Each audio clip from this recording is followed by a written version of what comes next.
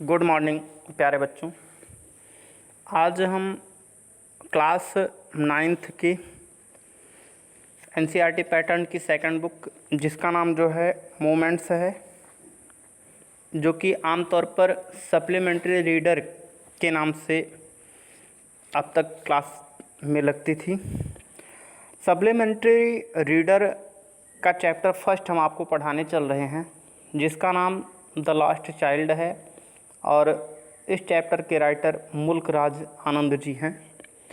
मुल्क राज आनंद जी के यानी कहने का आशय अबाउट द आथर, हम थोड़ा सा राइटर के बारे में जानते हैं। मुल्क Raj Anand was born on 12 दिसंबर 1905 इन पेशावर। मुल्क राज आनंद जी का जन्म 12 दिसंबर 1905 ईस्वी को पेशावर में हुआ था। He studied at Khalsa college Amritsar, इन्होंने कैसा कॉलेज अमृतसर में अध्ययन किया। And then move to England, और इसके बाद ये इंग्लैंड चले गए। Where he attended university college London, जहाँ पर इन्होंने लंदन के विश्वविद्यालय में आगे पढ़ाई की। And then and a PhD degree from the Cambridge university, और इसके बाद यहाँ पर इन्होंने कैम्ब्रिज विश्वविद्यालय से पीएचडी की उपाधि धारण किया। He was against the rigidity of India's caste system, वे भारत में जाति प्रथा के विरुद्ध थे। And this was the subject of his first novel Untouchable, इसीलिए इनके पहले उपन्यास का विषय था अछूत। He is also known for his short story, ये अपनी छोटी छोटी कहानियों के लिए भी जाने जाते हैं। He was awarded the Padma Bhushan, इन्हें पद्म भूषण से भी सम्मानित किया गया है। आनंद डाइड ऑन 28 सितंबर 2004 at Pune Maharashtra.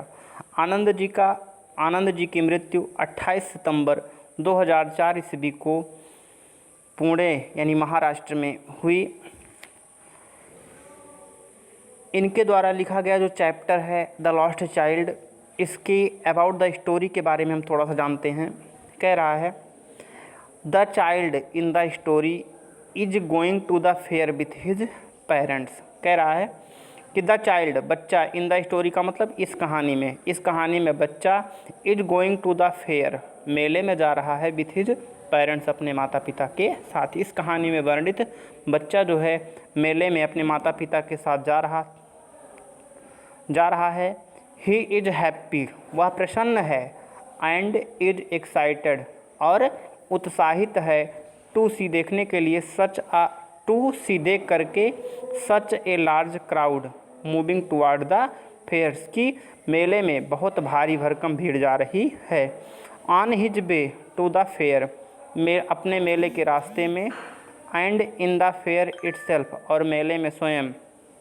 He sees shops and toys, वो दुकानों को देखता है, खिलौनों को देखता है, स्वीट्स मिठाइयों को देखता है, बैलून्स गुब्बारों को देखता है, ईटीसी बहुत सी चीज़ों को देखता है।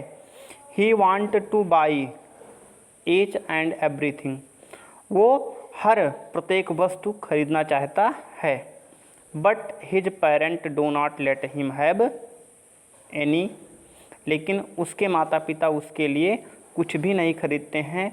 मे बी हो सकता है क्योंकि of their beings very poor, हो सकता है कि वे बहुत गरीब रहे हों। बट लेकिन when he is lost in the fair, जब वो मेले में खो जाता है। He needed nothing else but his parents only, तो उसे कोई चीज़ नहीं चाहिए सिवा अपने माता पिता के अलावा। A child psychology is a very beautiful depicted, इसमें बच्चे के मनोभावों का बहुत ही अच्छे से वर्णन किया गया है।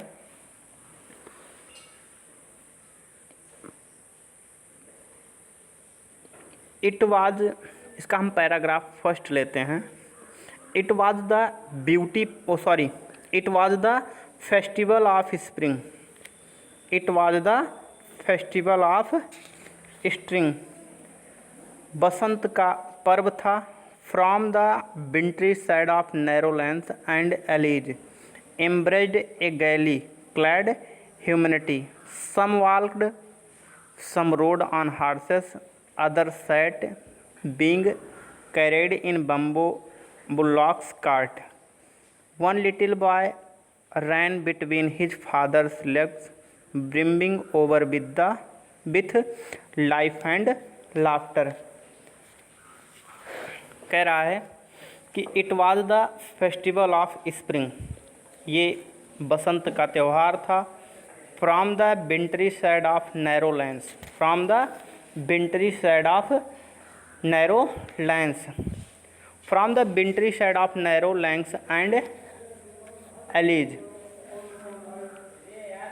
तंग सर्दियों की गलियों की छायाओं में, एम्ब्रेड गली क्लैड ह्यूमनिटी, एम्ब्रेड ए गैली क्लैड ह्यूमनिटी, जहाँ पर नए भड़कीले कपड़ों में पहने जन समुदाय दिखाई पड़ता। सम वाल्ट, कुछ पैदल, सम रोड ऑन हार्सेस, कुछ घोड़ों के ऊपर सवार, अदर स्वैट बिंग कैरेड इन बम्बो, कुछ लोग बांस से बनी पालकियों में, एंड बुलक कार्ट्स का मतलब और बैलगाड़ियों में बैठकर। वन लिटिल बॉय रैन बिटवीन हिज फादर्स लेग, उनमें से एक छोटा लड़का अपने पिताजी के पैरों के बीच में दौड़ता। Brimming over with life and laughter, brimming over with life and laughter, जहाँ पर जीवन व हास्य से भरपूर वो दौड़ रहा था। कम चाइल्ड कम, आओ बच्चे आओ, कॉल्ड हिज पेरेंट्स, उसके माता पिता बुलाते। As he lagged behind, as he lagged behind, जैसे ही वह पीछे छूट जाता। Fascinated by the toys the shops that lined the way, fascinated means आकर्षित होकर के, बाई द टॉयज का मतलब खिलौनों से, इन द शॉप्स का मतलब दुकानों के, दैट लाइंड द वे, जो सड़क के किनारे यानी रास्ते में किनारे पर लगे हुए खिलौनों की दुकानें थीं, उनसे आकर्षित होकर के वो रुक जाता। ही हरीड टुवार्ड्स हिज पेरेंट्स, जल्द ही वो अपने माता पिता की तरफ तेज़ी से बढ़ता। His feet obedient to their calls, उसके पैर उनके बुलावे का अनुपालन करते।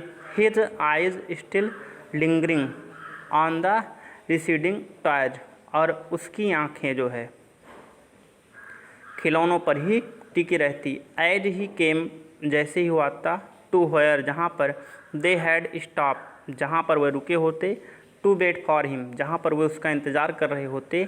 He could not suppress the desire of his heart, वहाँ पर वो अपने हृदय की भावनाओं का दबाव नहीं दे सकता था। Even though he well knew the old, क्योंकि वह अच्छे से जानता था cold stare of refusal in their eyes. Thank you.